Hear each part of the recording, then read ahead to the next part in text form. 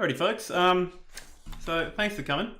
Dom can get his beers. In the meantime, so we put this together pretty quickly. I realised there was nothing going on, and figured I could put together a fairly brief talk. This has been something I've been interested in a while, though, so I'm hoping you'll get something out of it. Just a little bit of housekeeping before you get started. Live heckling and questions in Discord or on YouTube. I've put that in the Discord chat as well. If I don't address a question, I'll get to it at the end. And enjoy a bevy if so inclined. I'm sure you can find your own fire exits if in the case of an emergency. Before I get started, I'd like to acknowledge the traditional owners of Lutruwita and pay respects to their elders past, present and emerging, and pay respects and acknowledge their continuing connection to land, waters and culture. Alright, let's get started. So, what we're talking about today is property testing, and I'm not going to be saturating this one in memes, but I couldn't resist this one. So property testing is a fairly intimidating little subject. It's a type of testing that's always been attractive to me, and I find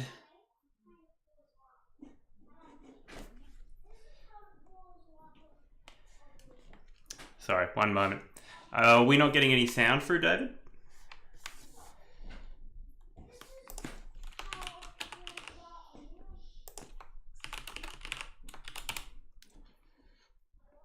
Sound is working. Okay, good. All right, let me start that over. So we are talking about property testing, and property testing is a very daunting little subject. There's a lot of it's a very attractive subject to work with because the idea is you get a lot more testing done without having to write manual tests all the time. But because of its complexity, because it requires frameworks to do a lot of the heavy lifting for you, it makes it very difficult for you to get started with the whole system. So hopefully what this will be is an introduction into property testing, and hopefully give you the kick you need, or the incentive to spend some time and really invest in it. And it is an investment. It does take time to get into a good testing situation with property testing. So to start off with, let's talk about what testing is, and these code examples will be in Elixir. It looks a bit like Ruby in a lot of ways, and it will hopefully not be too daunting to just read along with this code. So traditional test writing is more like example testing, and what that means is you write your tests, but the way you test your code is often you say, all right, well, if I give it these two arguments or these particular arguments, and then I'll result in some sort of output. And a lot of the time, you're just throwing things at the machine. You're coming up with cases that might trip up your machine, and you're trying to think of all of the problems that might arise, and you write your tests to match those. And while that may seem simple, it's simple to get up and running. You can run a very quick test and say, all right, is this adding machine, does it have this adding machine which literally just adds the two numbers together? Does it take those? And we know what the result is because we can do that math in our head and test it. Obviously, as you get to bigger and bigger scenarios, you start to find bigger and bigger problems, and you need to eventually try and think well beyond the box to find all the possible ways that you can break your machine or you break your program. And the big problem with that is it's time consuming, and it puts you in a situation where there's only so much time you can put towards testing, and you never feel like you've tested enough. So example testing, an example for me is, example testing is where you have a train line and you've put one train down that line. Well, maybe you've put a couple more, but you don't really know if it's going to actually support what you're actually going to put on that train line, which is eventually thousands of different combinations of input. And that's what you want to actually be doing. So your deserted testing of a train line is on the example testing side, and then your much more complicated, multifaceted, lots of different types of input. That's what property testing aims to do. That's the benefit there. I'm going to kill off my webcam so that I can see all the code. You can see all the code examples and whatnot, and then we're going to talk about properties. And to start off with, so I know you probably, if for those uninitiated to properties, it will start to become clearer over time. And the two key sort of bits of terminology here are properties themselves, which are a test of a relationship between input and output data, and generators, which are functions that generate randomized input data for property tests. So the randomized is the big part here. So property tests, you don't set the input data, but rather you create generators that make that input data for you. And the idea behind that is that you can get a much bigger testing space from them. So a potential property could look like this. So here we've got, on the first line, we've got a property that is essentially checking if the adding machine correctly adds things. And yes, we've pretty much just re-implemented the adding machine here, but we'll talk more about that in a moment. So if you read the top line, you've got just defining the property.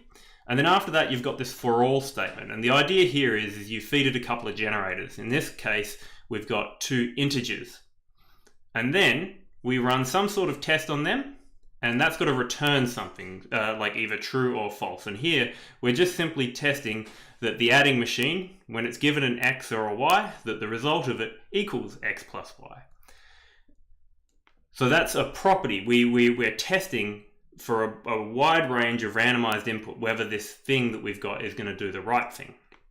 And you can see the same thing at the bottom here, where instead of testing a whole implementation, what we're testing is for a function that reverses a list, is the list length remaining the same? That's sort of one property of our code that we'd expect to be true, right? So here we're testing, okay, is the length of L and is the length of something that's been reversed, is that going to be the same thing? So this list call with an integer inside of it, that's another generator that generates a list of integers. So here we've got a couple of properties that can form part of our testing regime.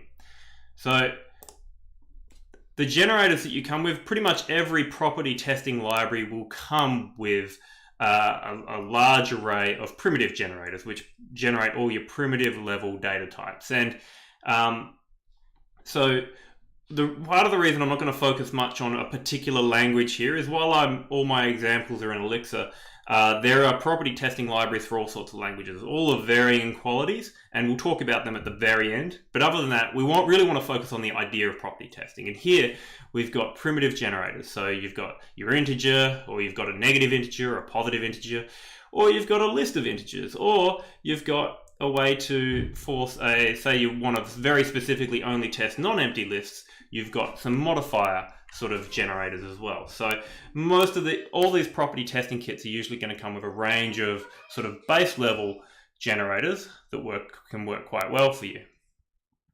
But that won't be enough, and you'll often end up with custom generators as well. And the idea there is you'll get a couple of generators. So this is a bit different than the for all statement before. This is a let statement where you take a range of generators. In this case, we've got UTF-8, a pos integer, and a one of red and blue.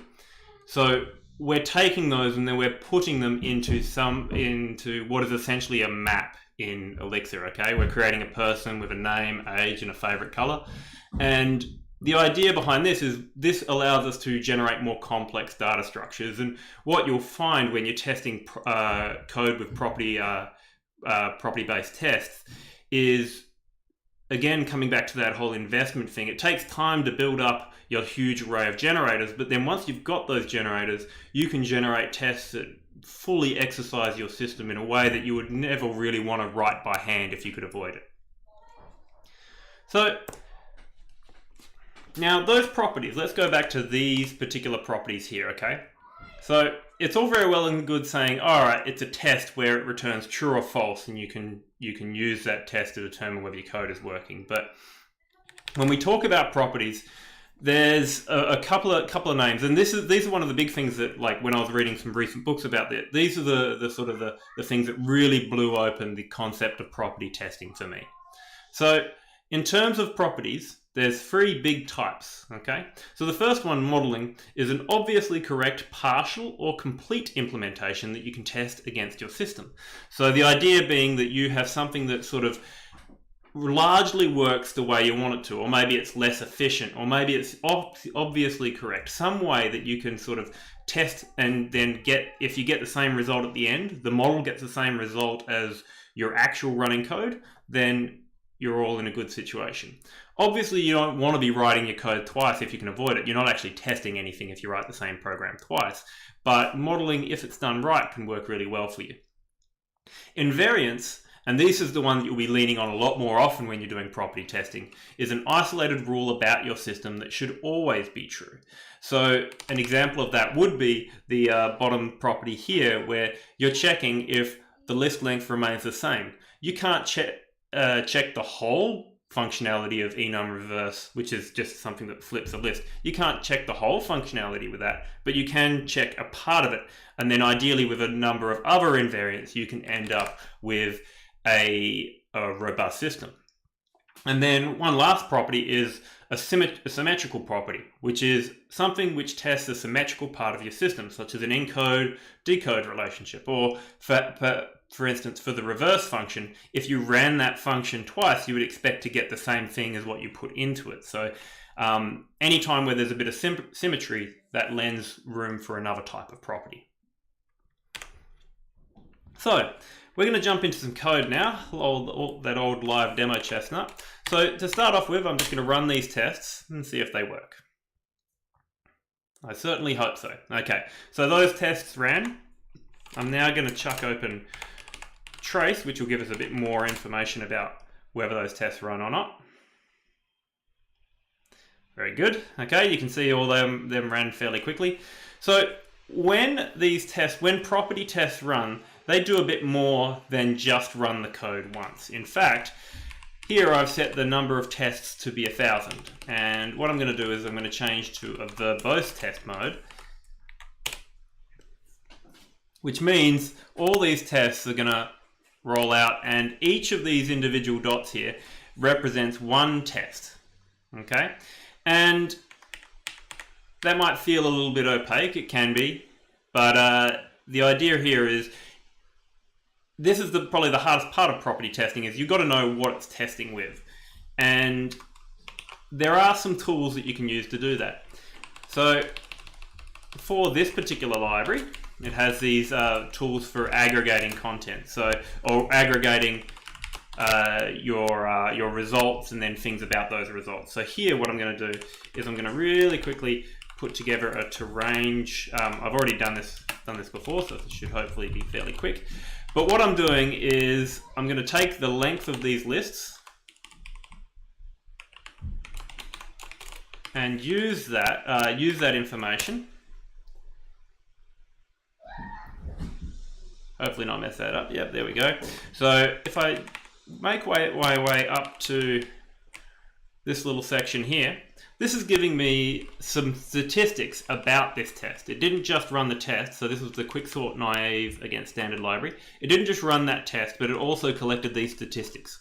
So what this means is essentially 33% of the tests were with lists of 0 to 5 elements, 21% of the tests were with lists of 5 to 10 elements, and 14%, and so on and so forth. So that's a way that you can sort of peer into the system a bit. That said though, let's break some of these tests and then see how it holds up. So I'm just going to turn off the verbose aspect of this, just so we can get a little quieter output. And I'm going to break my quicksort. So this quicksort here, I've implemented it down here. Okay, like all functional languages, it's sort of a weird flex to always do a quicksort. So that's your quicksort here. I'm going to swap the greater than and the less than, and I'm going to run this test again. And this time it should fail. So here you can see that we've got ourselves a failure. And what it's essentially telling us is that some aspect of that particular property, so this one here, the quicksort naive, so that's this particular property here, it had itself a problem. Okay, so it didn't sort correctly when it had a case of 2 items long. And this is a big aspect of property testing, is while it is randomly testing all sorts of different sizes, what it does after it hits that point is it then aggressively shrinks down to the smallest possible failing case. And what that means is generally you have something that is genuinely debuggable. You won't have a list that's 200 entries long or whatever, and it would be really hard to sort of keep up with what's going on. So here we've got a fairly simple case where you've got you give it this and it doesn't end up sorted. Unfortunately, there's sometimes not the greatest of output here, but generally you want to sort of play with these tools. Sometimes you can just throw in a print statement or an IO inspect, or you can collect if you're not sure of the reasons why this stuff has happened, okay? But in this case, we know what we did. We broke our quicksort. So let's fix up our quicksort and we'll be back in business. Okay, so now let's talk just a little bit more about what it means to have these different properties, right? So here we've got modeling at play. Okay, so here we've got a adding machine, and then we've got another function called model adding machine. And the idea is this is hopefully a simpler implementation or another way to implement it that checks this particular output. In this case, I've thrown enum sum at it, which is a way of adding up the contents of a list, which, I mean, obviously it's a trivial example, but it's an idea of an alternate means with which we can calculate the same answer as the actual adding machine, which is this guy down here. Very complicated piece of programming, definitely my best work. Anyway, so that is an alternate way to do something, right? Now, another way of modeling is to use, this is like referred to in the book I mentioned before, and I'll throw a link to it at the very end. They refer to it as an oracle, which is simply put, it's a definitely correct sort of alternative either library function or something like that can be used to verify the effectiveness of your sort. You can imagine for things that you are testing for performance, you might have an old implementation, and that is actually a potential oracle for your new implementation that you could run a property test against. And that way you're checking, making sure that you don't have any regressions. Obviously, this implies that you're writing code that can be tested in this manner, but if you can, then it's a great way to set yourself up for success because you've got something that you can test against. Another, a slightly more complicated case that I've used in the past is where I've actually ran my tests against an Excel spreadsheet. I use programmatic access to put values in and then suck the values out.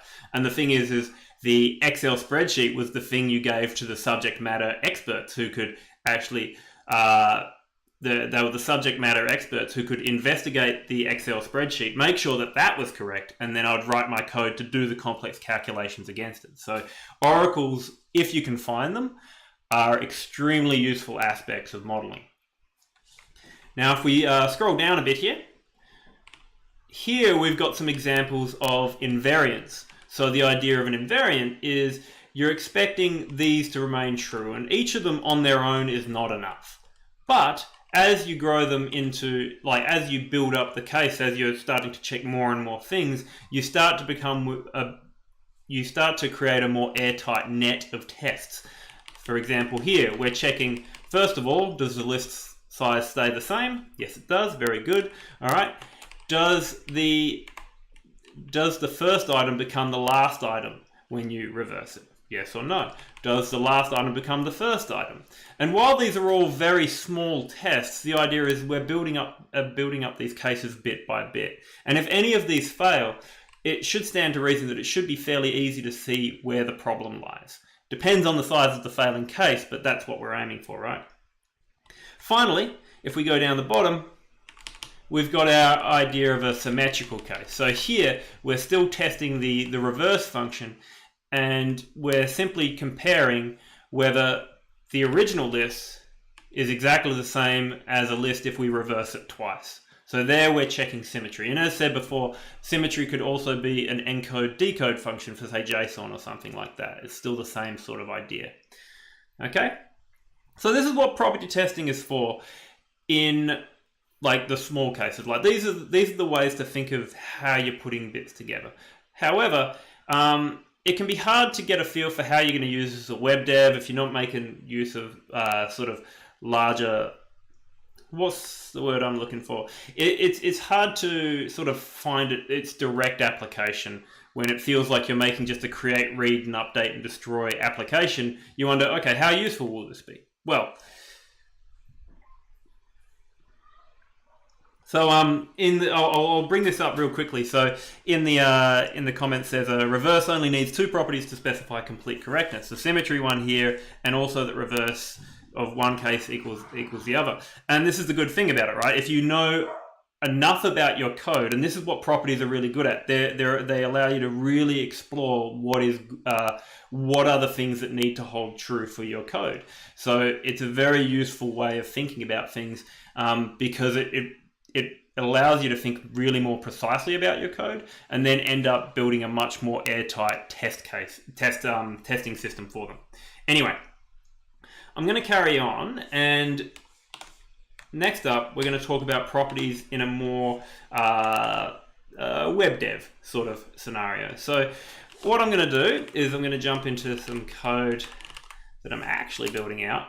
And here, there is going to be a lot of stuff, right? So there's a larger system at play here that accesses a database and makes changes. And what we're testing here is just a small sliver of that. The idea is that when we run certain actions, certain changes take place based on the parameters. And what we're testing is certain aspects of that. Like here, we've got this thing that creates a facility. This is for an application that I'm working on called Spanner. And if you didn't already catch it, didn't glean that from the names there. But anyway, when you create a facility, certain things happen. First of all, you're expecting that the name will equal the same one as you gave it, right? So here we've got an we've got a generator of a facility, a generator of account, and a generator of a user, and those things get fed into this sort of system. We create the facility, create the account, and then off we run this action, and we're expecting certain things to happen at the end of that, namely that the name is correct and that the account ID is correct. But then there's also some side effects that happen because of it, and we also test for them too. So we check that a log entry is generated inside this little action, so it checks that there's exactly one, and we also check that we get an accurate log entry, that in fact does represent all of those bits and pieces here.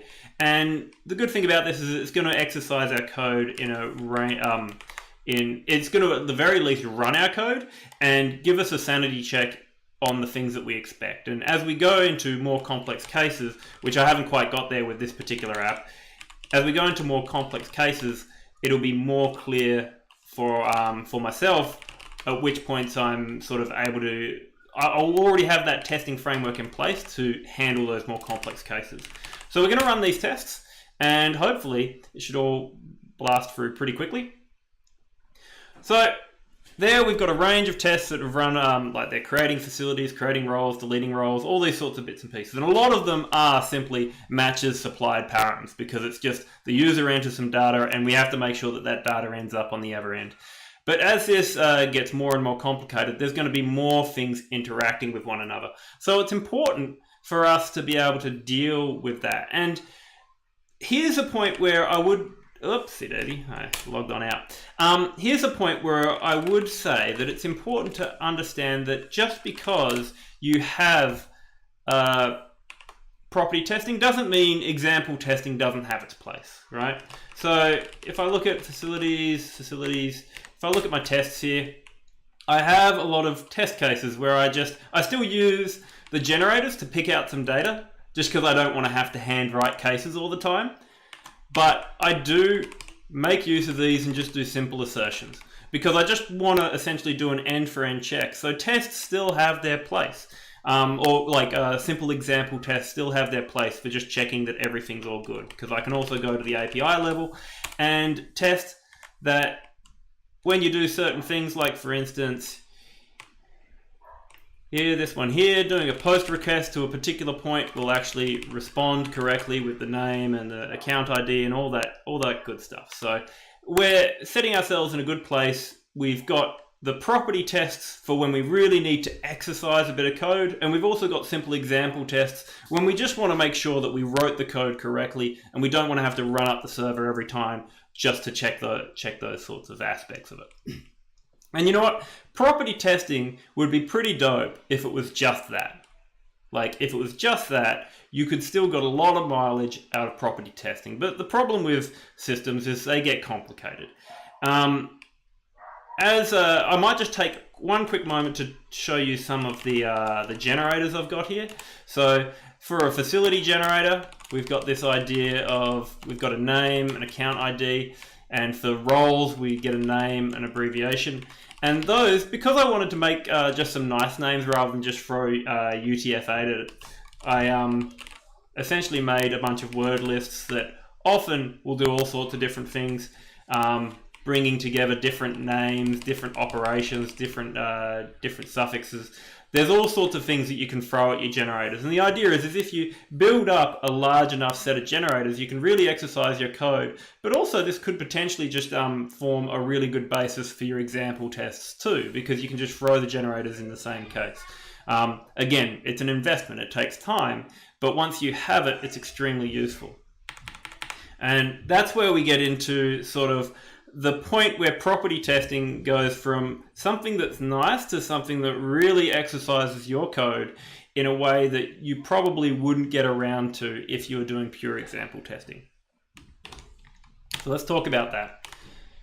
So stateful property testing is where property testing goes nuts. So unlike the simple properties that we were doing before, what we have is we have a small bit of code, we run it, and it's got to run as quickly as possible. And the idea is that that running test will not really change much. They'll all be they're good unit tests, I guess, where I'm getting at.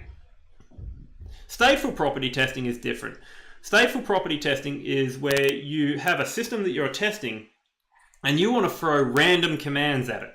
And you want to generate those commands, and then you want to make sure that it's always doing what it's supposed to be doing at all of these random commands. And these command sequences could be 40 elements long, 50 elements long.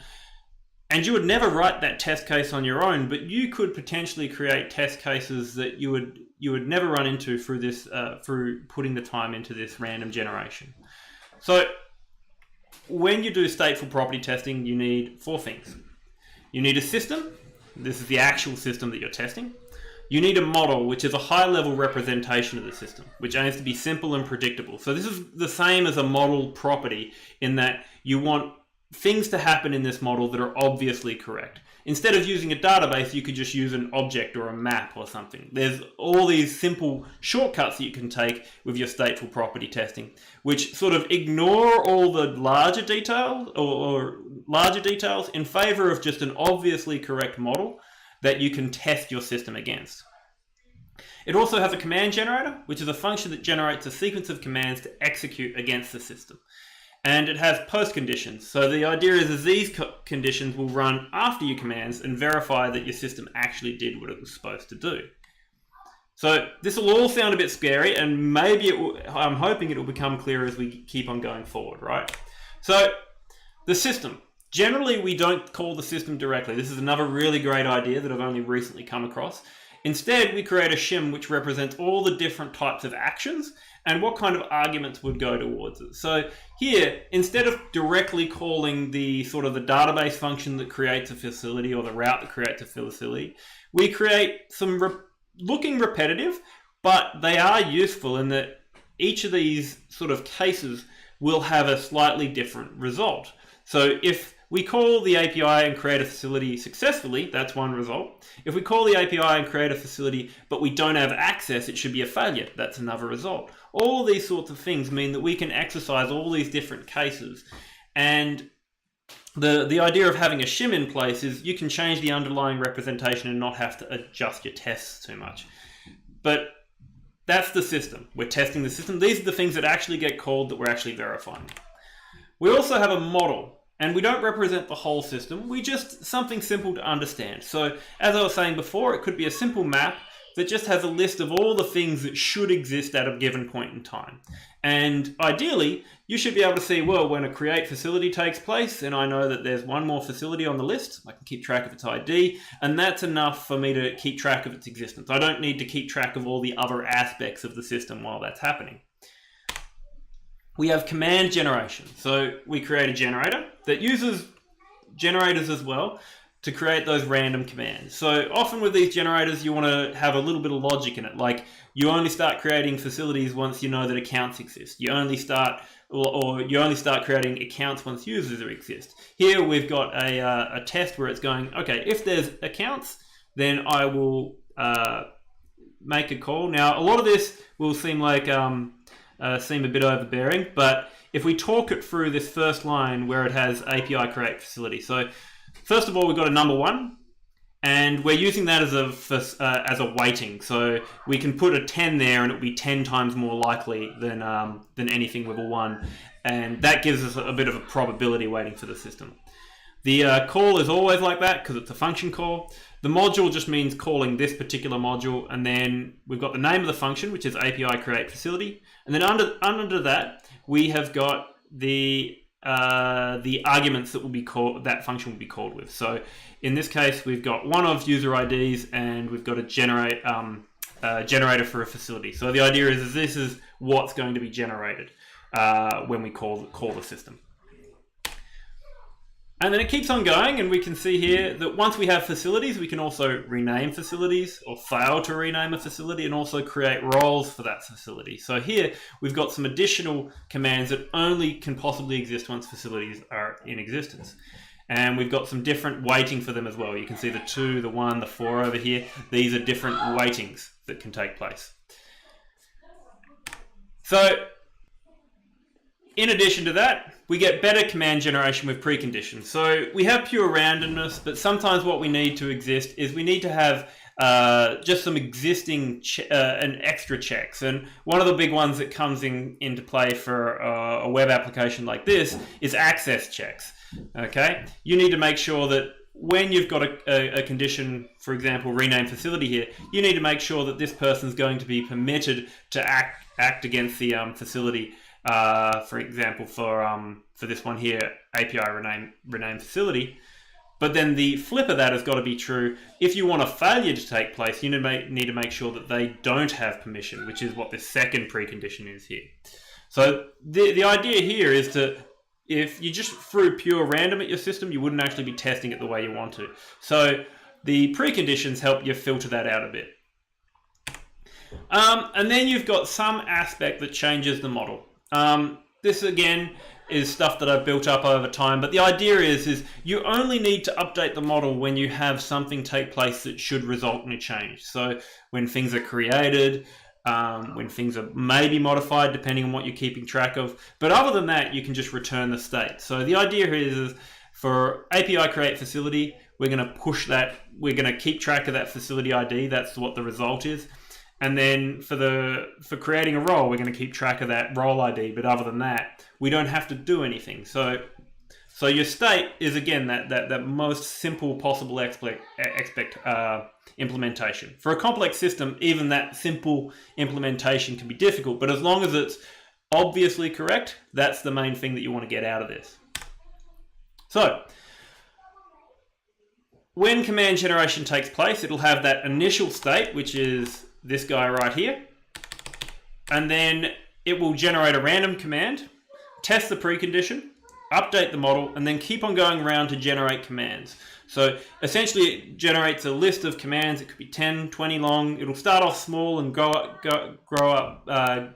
bigger as time goes on. But the idea is it's testing and seeing all the different things that it should ideally be able to throw at the system. That's all up to your generator. It's not actually testing your system at this point. Once it's generated that list of commands, then it enters into test execution. It starts off the same way. It runs the initial state, it gets the next command, tests a precondition against that command, but that's against the model, and then it runs the command, and this time it's against the actual system. It updates the model using actual system results. So if you have something that's not deterministic, like say UUIDs, which are like purely going to be random coming out of the system, even though they are because they're coming in, they'll update into the model and you'll be able to be sure that you're actually able to keep on running the system with genuine IDs. So that's why you use actual system results. After that, you test the post condition, which is just, did this command do what I expected it to do? And then you go get the next command and keep on going and going and going until you either hit a failure or finish successfully. All right, that's a lot, but let's not panic and let's just try and run some tests. And again, this is about maybe making the case for investment, not necessarily getting you at the point where you could actually do this straight off the bat. So what we're going to do is I have, where shall I grab them from? I'll go grab them from planning. So inside the planning API, I have this property here, and it has this concept of like all of these things sort of need to wire together. So we have an initial state that comes out. Again, I've created a helper for all of this stuff. And then I have a range of commands that I'll give it from accounts, from facilities, and from planning. And all of these tests come together to make our stateful testing. So I'm just going to run this rather than waffle on too much. And we're going to talk about what actually came out of it. Where am I going? I believe I'm going spanner web, API, planning, test.exs. There we go. All right. So when I run this test, I've got it set to run 100 of these things. And these take a little bit longer because they're actually exercising the database. Every one of these single dots involves a complete teardown of the database. Yeah, it's starting from scratch again. Okay, so here we go.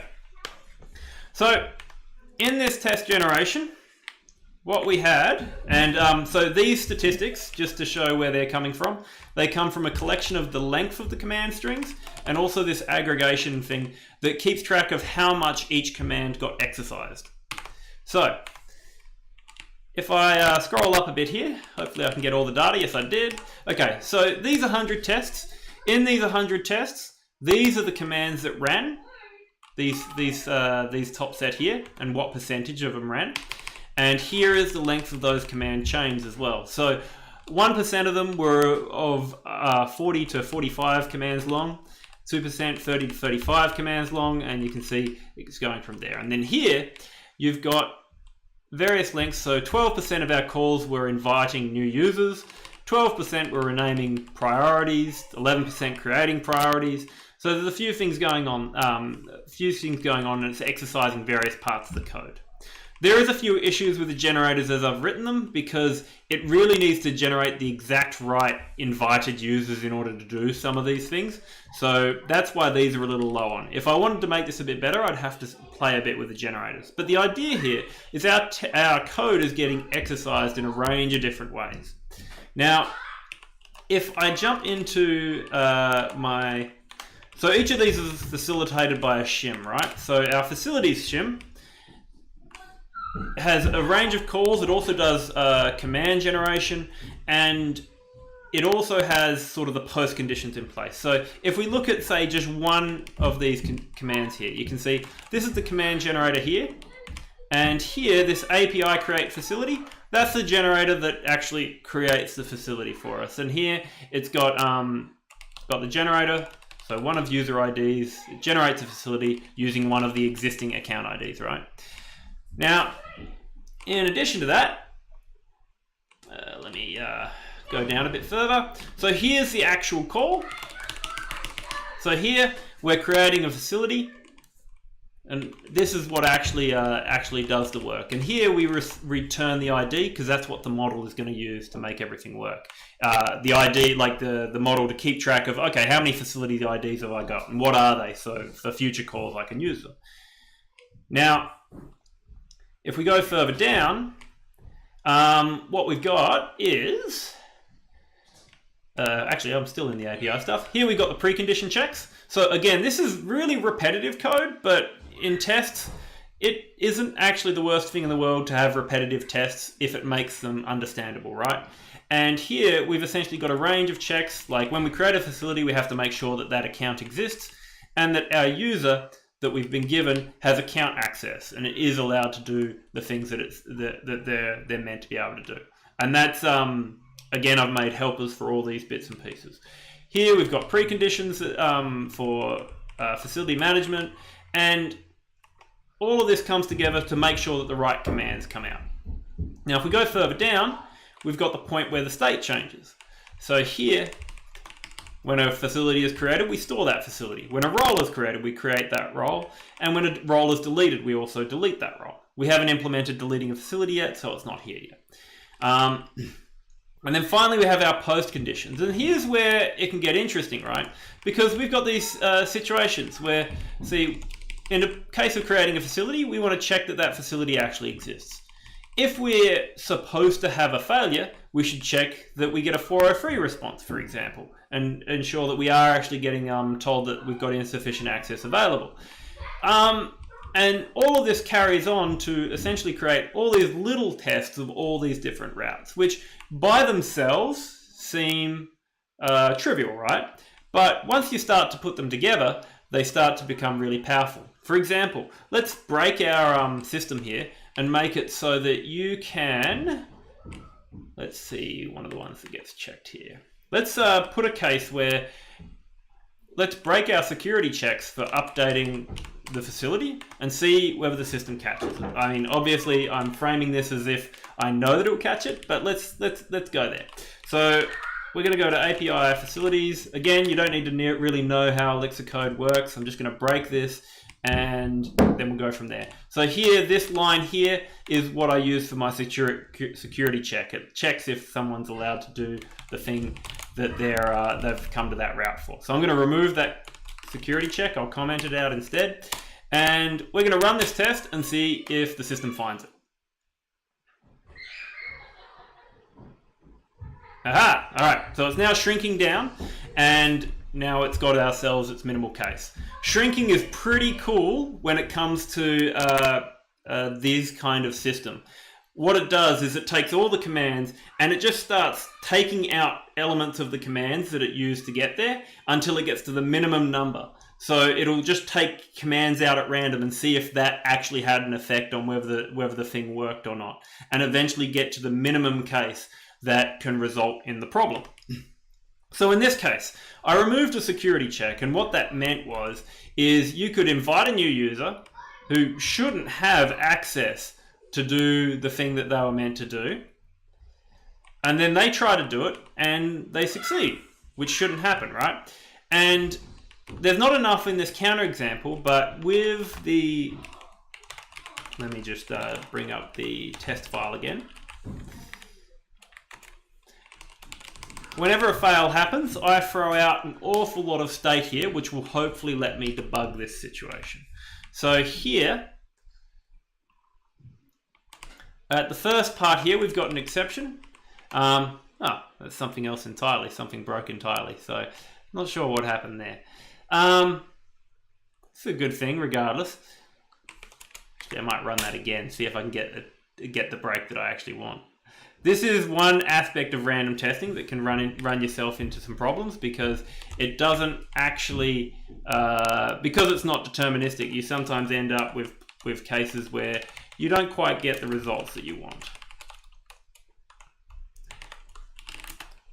So let me just, I'm just going to scrub that example out and see if I can get something more what I was expecting to happen.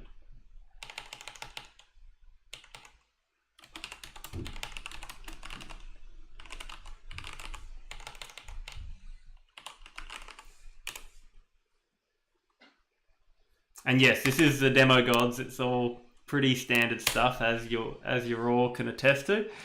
Anyway,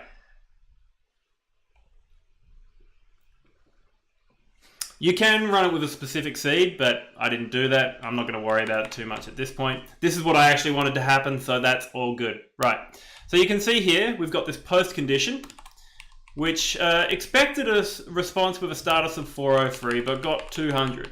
So that was that little test that I put in place, where if we look in planning.test, hang on, which is shim facilities. So it's this post condition here, where it's expecting a 403, but it got a 200, okay? So something failed in the post condition, and that's what we wanted, right? We wanted it to catch that error. And like, this would all be pretty intimidating if it was here on its own, but you do get a lot more than this if you output the put the error data like I did for this one here. So hang on, let me just bring it up again. So this part where I'm seeing the result, but what I can also see is exactly what the state was at that time. So here I've got a range of accounts, or I've got an account with one facility, one ID, one user. And I've got a facility with some priority levels and roles, and I've got some users, and they've got particular things that they should have. And this is the user in question here, right here. He's got access to assets, to working, to planning, but not to management, which is what that user needed to have in order to do the work that they needed to do. And what you can also see is, now we'll see this result here, which isn't what we wanted, but then you'll also see a full history. So you'll see each state change that happened over time. So you can see this original creation, and then after that the user that came from that, and then after that the account that came from that. So you got a step-by-step look into the state that led up to this bug. I mean, this one's a pretty simple one because we deliberately introduced it, but with all of this available, it should be possible for you to bug some fairly nasty state conditions that you probably wouldn't find if you were just example testing, because the big problem with example testing is you're just testing your assumptions. You're not actually you're testing the things you know about the system, but you can't necessarily find the things that you don't know about the system. So I'm just gonna where was I going? So I'm going to fix that particular security checkup, and we'll go to facilities.ex. Right. So what we're going to do is introduce something that might be a little bit nastier. For instance, what if when we did reordering of certain things, see, we don't actually delete things in parts of this system. We just flag them as deleted so we can keep the history for them. Different story for users, but for this working data, because there's a need for logging, we want to keep it around and make sure that it's still in place. So, for instance, if we were to, let me just jump in here into the actions.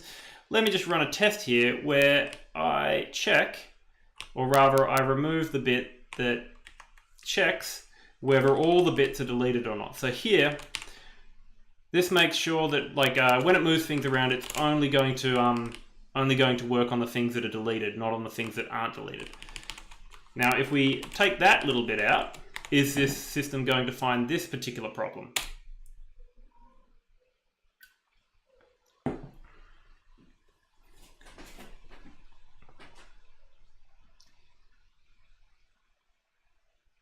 Possibly not. Oh no, here we go, we found it. So this particular time, it found a problem in the fact that if there was, and where are we going to find it? Yep, so we found a reorder that takes place down here, and it will probably find that there's another deletion of a role somewhere in here as well, but maybe not. Oh no, this was something else entirely. It was a client error problem. But either way, this would be the start of an investigation. And as I said, this randomized testing doesn't always result in exactly what you expect. And honestly, my code's probably not nearly as sound as I think it is. But either way, you've got a way to really hit your code with all sorts of different permutations. And from there, you can take that as an investigation to find out what exactly was causing that issue. I'm not going to do that particular aspect of things live because that can be a bit frustrating to watch. But that pretty much brings us to the tail end of all I've been talking about, okay? So this is a massive investment. I'm not going to act like you can't look at this massive system and think it's not maybe a bit daunting. But if it's put together well, you'll end up in a situation where you can really rigorously test your system in a lot of different ways. And certainly I'll come back to that issue and I'll be able to sort of track it down, work with it, find it, and find out what exactly is causing it. But either way, what you end up with is a fairly rigorous system that can test all bits of aspects of your system. And you can have a lot more confidence that you'll be finding bugs before your users do. Because you'll be able to test your assumptions pretty easily with a test case. Like, example tests are a great way to test that you wrote the program that you think you are writing. And then what ends up happening is you end up in operating with like users actually using your code, and then you end up with a whole lot of other things going on in all sorts of different orders that you couldn't think of, and that's when more defects in your programming come up. And we could all try and be perfect programmers, but the idea is that does not scale as a concept. You always end up with little issues that are coming up, and you want to be able to make changes with surety, with certainty. And a system like this is a way that you can gradually build up your system to make it work the way it does. So with those state tests, I will just add a couple more things in here. Things to be aware of if you're going to do state tests on a web development system. You have to figure out ways to make it go fast. The testing system that I've got for Elixir here is really nice in that it does the bare minimum it needs to like sort of bring up the test databases and bring them down, which is great. It hasn't got too much overhead. The other one to watch if you've got user creation is password hashing. Password hashing can make these tests extremely expensive. So the way that gets handled in this system is we change the amount of rounds that bcrypt will do. In this case, I'm using bcrypt, but I mean, whatever your password hashing system is, obviously for test cases only, you bring that work factor right down so that way you don't end up with each test taking about a second or longer because of whatever work factor you've chosen. Right, so if you want to learn more, the book that really blew this subject open for me was the one that was luckily for Elixir because I like writing in Elixir, but it's the property-based testing with Proper, Erlang, and Elixir. And a lot of the concepts, like in terms of explaining how properties work, in terms of explaining how stateful testing works, he's done a great job in pulling it all together. It's a really good buy if you're really interested in this sort of testing. It really does a good job of explaining things. There are potential libraries for all sorts of languages. I've thrown a bunch in there, and I can't necessarily say I've used them all in Angular. I've used Hypothesis for Python, and that's the main one. There weren't really, the last time I investigated property testing for JavaScript, these two weren't around, so I can't necessarily speak for them, but if they're taking this sort of thing seriously, they're really useful, even if they're smaller bits and pieces that will help you. Yeah, like they're all smaller pieces of puzzle, which if you can start to make your investment into property testing, you can get some really good yields out of them. As I said, it's a long journey and it takes time to get to the point where you really want to be, right? That's pretty much it. So if you've got any questions, answers, or anything like that, questions or comments or anything like that, throw them at me. I can either answer them on the stream or we can retreat to the Discord voice channels and have ourselves a good time there. Yeah, that's pretty much it. I'll give a quick moment for questions if there is any, and then I'll carry on.